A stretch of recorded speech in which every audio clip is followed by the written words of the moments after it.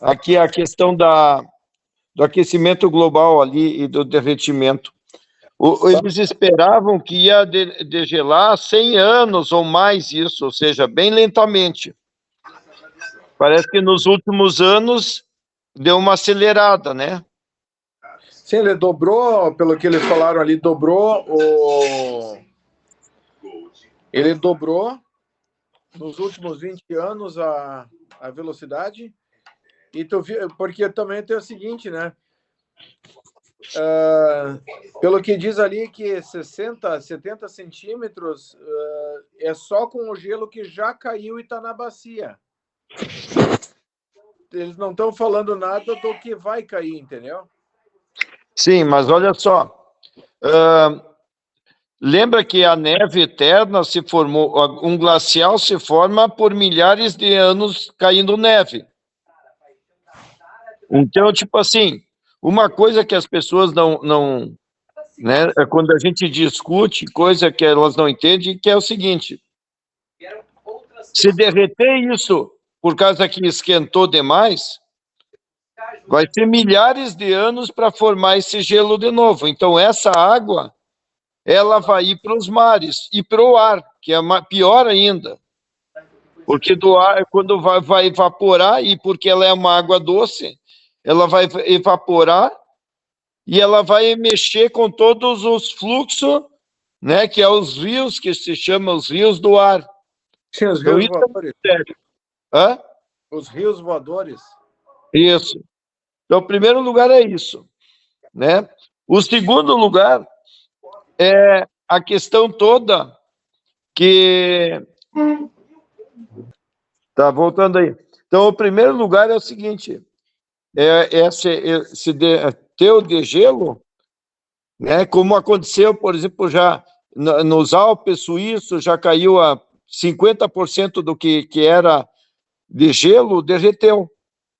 Né? Então, independente de quem é a causador ou não, é que essa água vai para o mar e vai evaporar e vai para o céu, né? Vai para os rios né? do céu.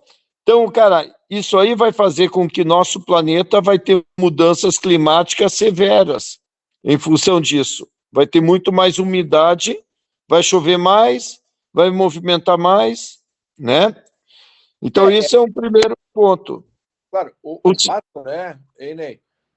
O fato é o seguinte, que tudo bem, o fato que essas mudanças ocorrem. O fato é que está consolidado as construções, né, na beira da estrada, quer dizer, na beira do mar e tudo mais, e é isso, entendeu, que afeta, porque na prática, vamos pensar, onde é que tinha, às vezes, locais que eram inundados não vão ser, mudaram, né, virar deserto e vice-versa. Então, vai chegar um ponto, lembra que a gente tinha visto no deserto do Atacama, né, que era lugares que tinham água e não tem mais, né? Sim, mas por um lado é porque, né, subiu, né? Mas vamos olhar o seguinte.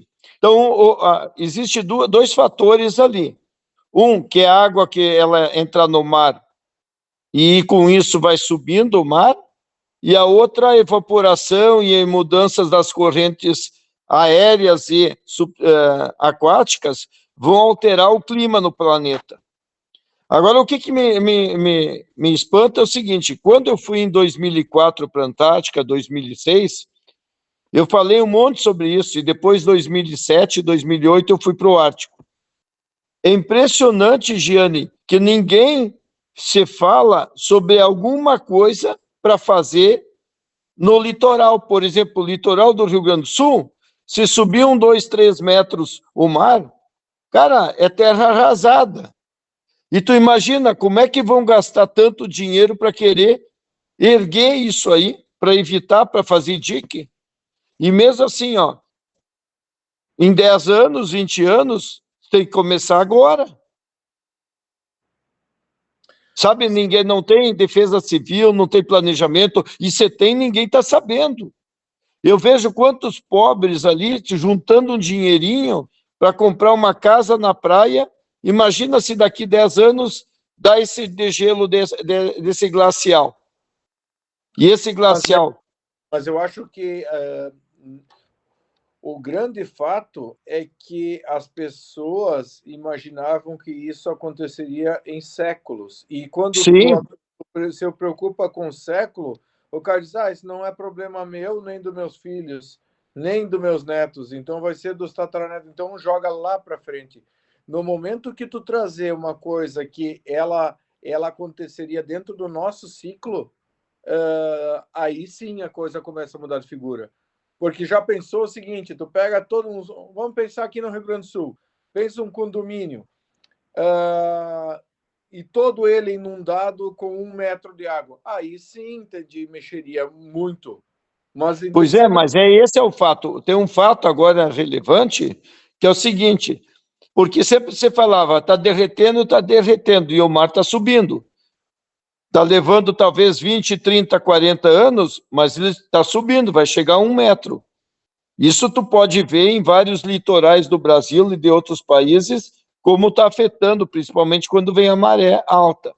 Agora é o seguinte, se degelar essa geleira que é do fim do mundo, Apocalipse, que eles estão chamando, e eu estava vendo os cálculos, olha só, ela tem o tamanho da Inglaterra, e a Inglaterra, até eu te passei, né, os dados ali, a Inglaterra tem, eu acho que 130 mil quilômetros quadrados. Daí tu multiplica isso pela espessura do gelo. Eu fui dar uma olhada lá no gráfico, eu também te passei, que é o seguinte, ele tem 2 quilômetros para cima e mais ou menos o mesmo para baixo. Ou seja, imagina que fosse só 3 mil metros. Então, pega os 130 mil vezes 3 mil,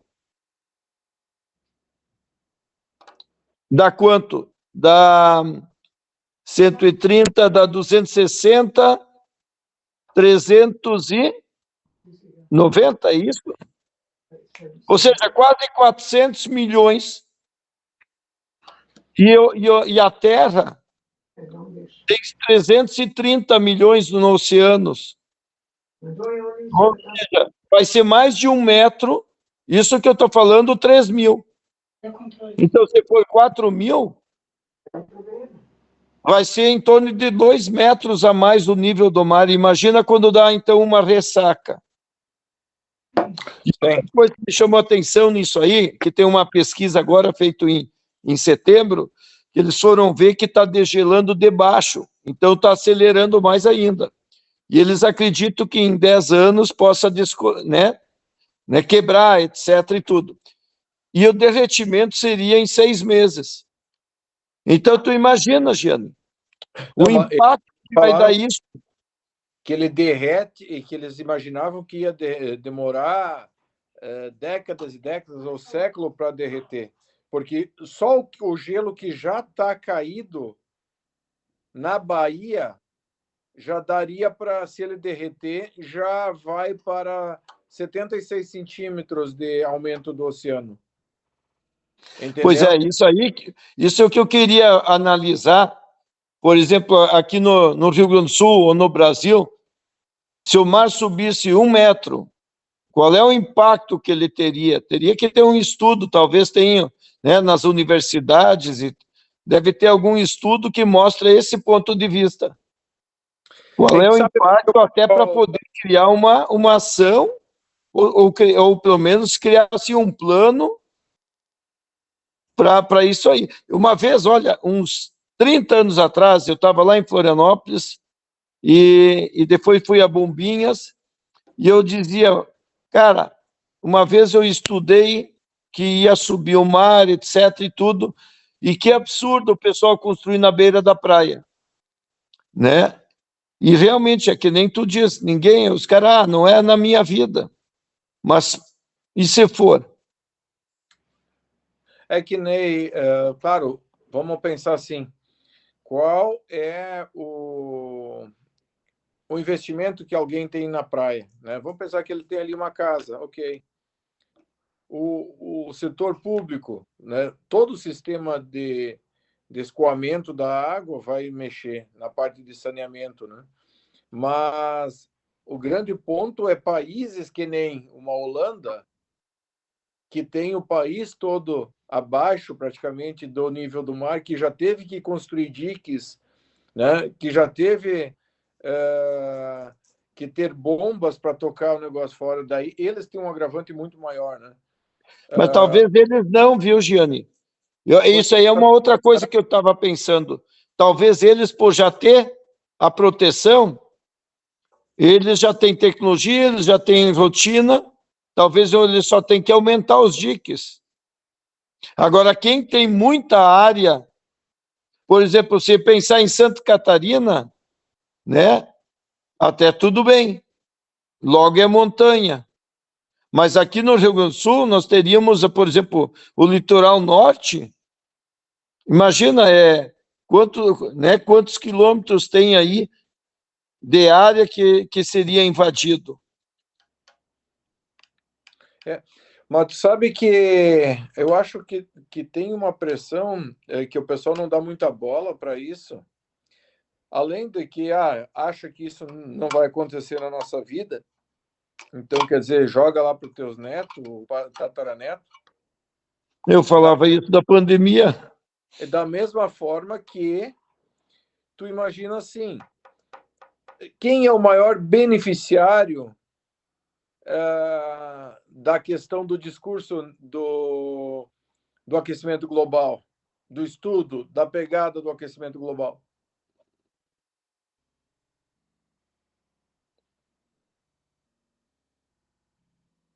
Não, para mim, é quem tem tecnologia, né? Para poder já estar buscando outro tipo de soluções. Exatamente. Então, o que acontece? A gente aqui está ainda focando em petróleo, tirando o petróleo, fazendo combustíveis fósseis, sendo que os países mais avançados, o interesse deles é o quê? É colocar energia eólica, colocar energia renovável, colocar solar, colocar N coisas, onde que eles têm todos os royalties e a tecnologia, as patentes, etc.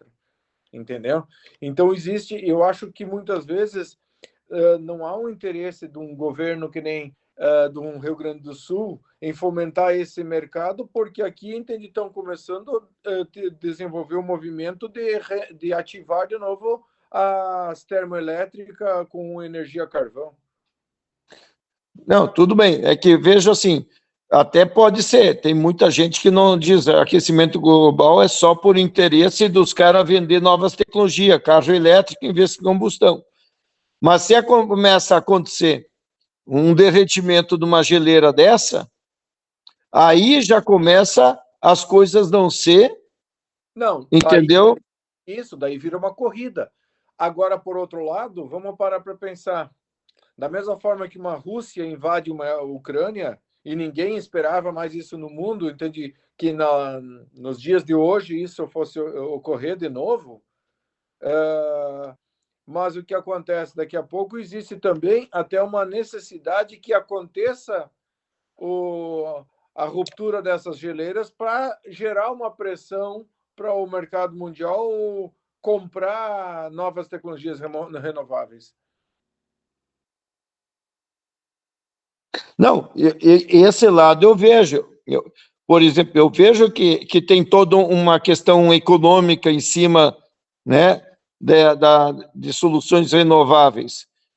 Mas, por exemplo... Se não gerar um problema, né? Vamos pensar o seguinte, o mundo tem que aceitar não coma carne. Por quê? Porque o boi tá dando pum lá e daí está gerando mais gases, e esses gases aumentam o efeito estufa, etc. Tá. Então, quer dizer, a Austrália já está querendo dizer, vai ter uma taxa pelo pum do boi, entendeu? Sim, seja... mas o que eu vejo é, em vez de ter isso, pode ter soluções. Por exemplo, quando eu fui em Santa Catarina, lá na Epagre, eles estavam lá fazendo estudo para ver que tipo de pasto, o que isso, o que aquilo podia diminuir, né, a ele contaminar, digamos, fazer o pum do boi lá, o CO2. Então, quer dizer, eles estão inventando várias formas para minimizar.